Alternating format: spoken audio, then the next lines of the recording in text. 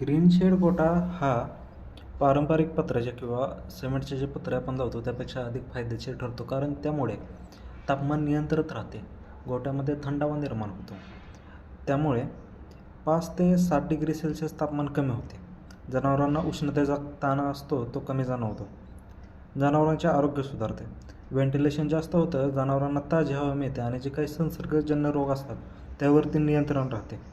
दुग्ध उत्पादन वाढते. दुधाचे प्रमाण 10 ते 15% वाढते. स्वस्त आणि टिकाऊ पर्याय आहे. ग्रीन शेडचा खर्च कमी असतो, दीर्घकालीन टिकतो, प्रकाश आणि हवा खेळती राहते, वायुजीवन चांगले होते आणि वास कमी होतो.